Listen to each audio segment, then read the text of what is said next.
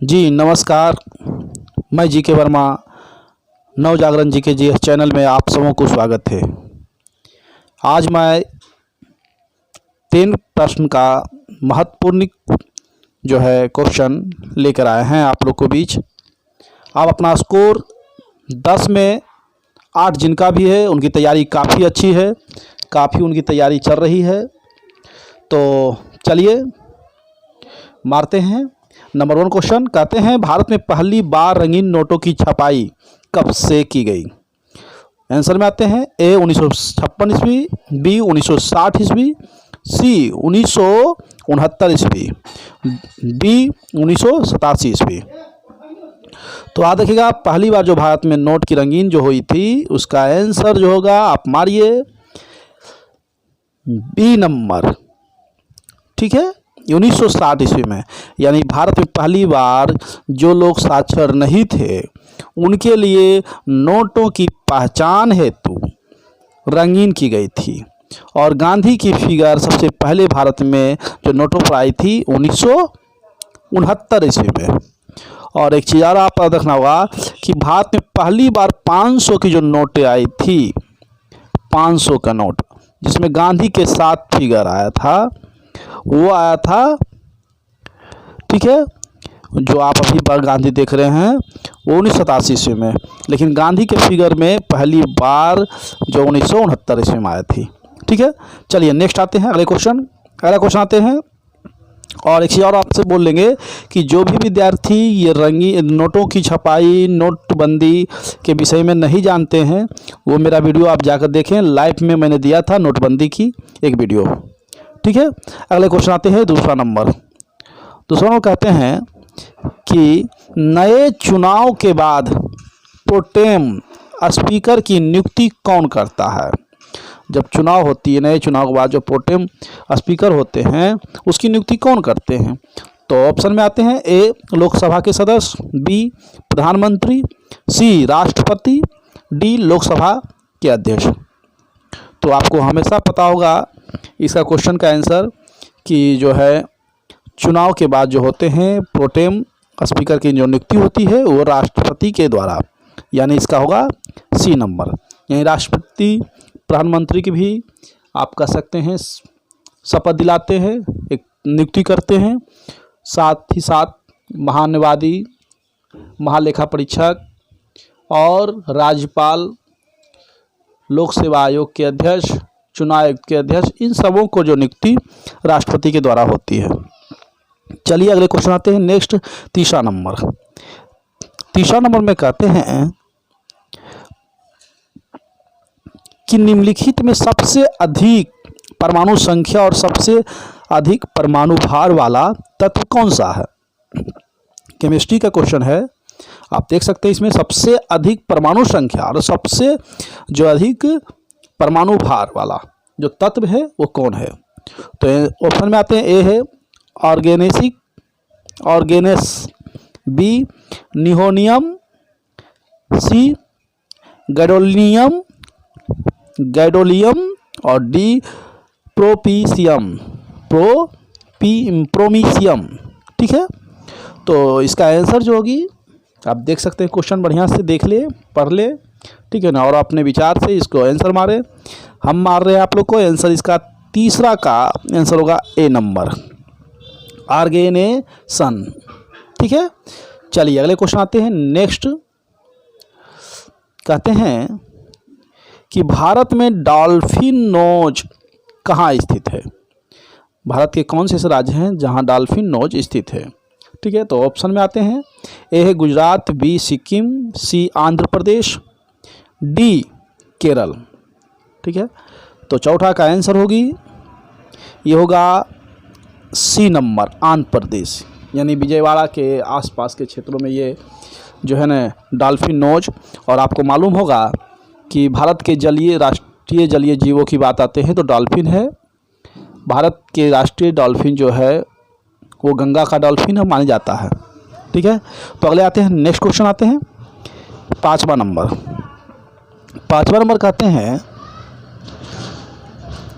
कि निम्नलिखित में किस शास्त्रीय नृत्य शैली का संबंध असम से है। ठीक है ना। कौन सा शास्त्रीय नृत्य शैली है जिसका संबंध जो है असम से है?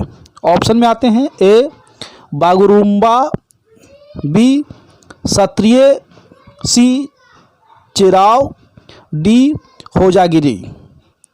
तो इनमें से कौन सा जो है नृत्य है जो शास्त्रीय नृत्य आती है? तो इसका आंसर जो होगा, पाँचवा का आंसर होगा बी नंबर। यह असम का संबंध जुड़ा है सत्रिय। अगले क्वेश्चन आते हैं। नेक्स्ट क्वेश्चन है छठा नंबर। कहते हैं सरगैसो सागर कहाँ स्थित है?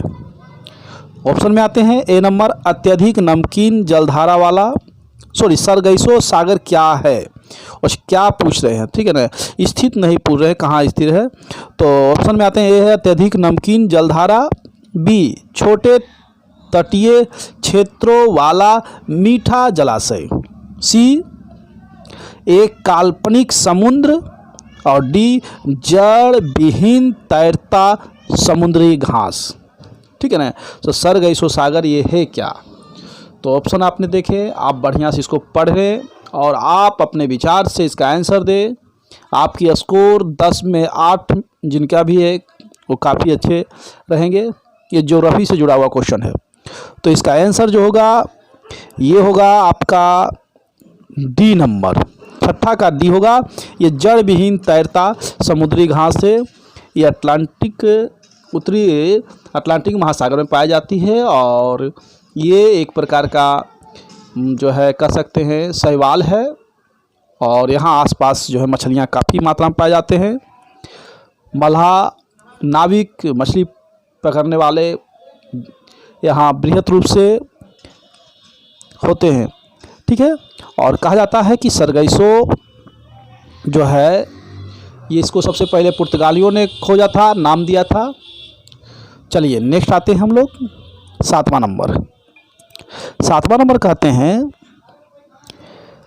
कि निम्नलिखित में कौन सा स्तनधारी जीव जो है, यहाँ जीव हो गई, स्तनधारी जीव जो है सबसे बड़े बच्चे को जन्म देता है। यानी निम्नलिखित में कौन सा स्तनधारी जीव सबसे बड़े बच्चे को जन्म देता है?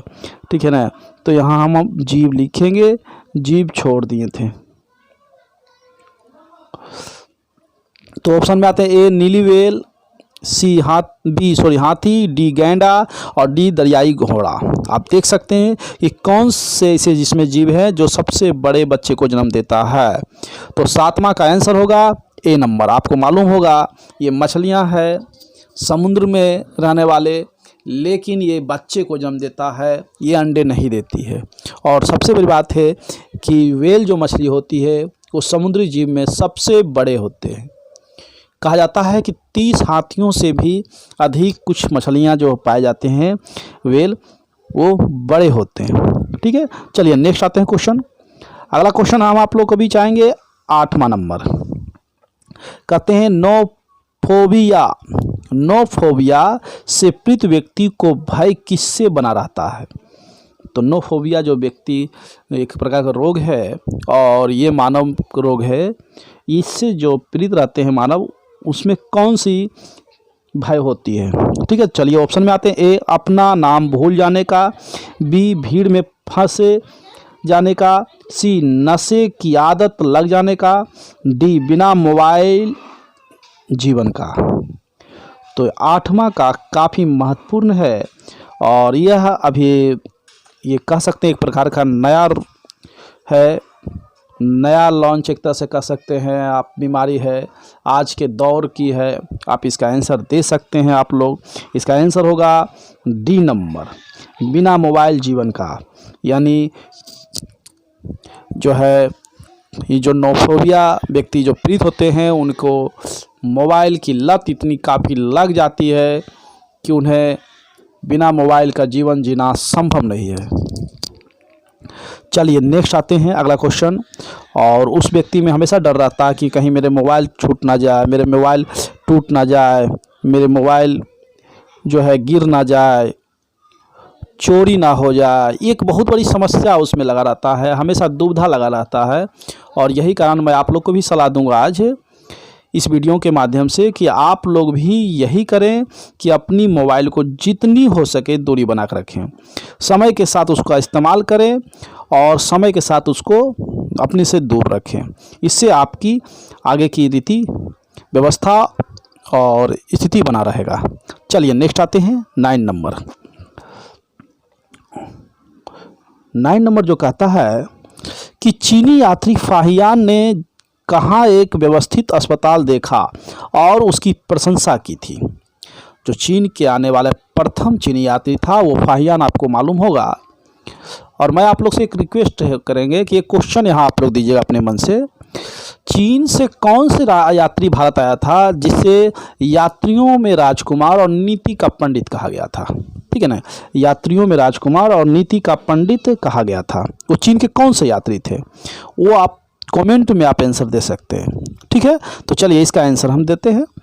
कहते हैं ऑप्शन में आते हैं 9 का। ए है वैशाली, बी पाटलिपुत्रा, सी उज्जैन और डी जो है कौशाम्बी।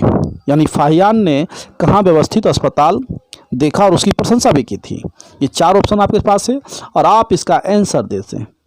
इसका आंसर हो गई 9 का आंसर बी नंबर पाटलिपुत्रा। ठीक है, यानी पाटलिपुत्रा उस समय जो है भव्य थे और भव्य तो मौर्य काल के ही से बना हुआ था, लेकिन फाहियान गुप्त काल में आया था। उस समय भी यहाँ अस्पताल शिक्षा का केंद्र माने जाते थे। चलिए अगले क्वेश्चन आते हैं। नेक्स्ट हम बात करेंगे लास्ट क्वेश्चन का, 10वां का। 10वां क्वेश्चन है भारतीय संविधान में अब तक कुल कितने बार संशोधन हो चुके हैं? ठीक है ना, भारतीय संविधान में कुल कितने बार संशोधन हो चुके हैं? ऑप्शन में आते हैं ए 101वें बार, बी 111 बार, सी 122 बार, डी 123 बार। तो आंसर आप दें इसका। संशोधन की जब बात होती है तो संविधान में अब तक 101 बार संशोधन हो चुका और हाल में जो संशोधन हुआ था आप देखे थे नागरिकता के लिए वो संशोधन था। और विधेयक की बात करेंगे, जो हम लोग विधेयक कहते हैं, विधेयक में संशोधन विधेयक, तो ये 122वां विधेयक था, पारित हुई थी। ठीक है, ये संशोधित कर 122वां विधेयक था, लेकिन संविधान में अब तक 121 बार संशोधन हो चुकी है। तो ये 10 क्वेश्चन आपके पास रहा। आपका कैसा अनुभव रहा आप कमेंट कर सकते हैं और अगर वीडियो काफ़ी अच्छा है तो आप शेयर कर सकते हैं। ठीक है ना, लाइक कर दीजिए। आपके लिए मैं वीडियो बनाता हूं और मेहनत भी करता हूं। इस तरह से अगर क्वेश्चन आपको हमेशा चाहिए तो मैं फिर पुनः लाऊंगा। ठीक है।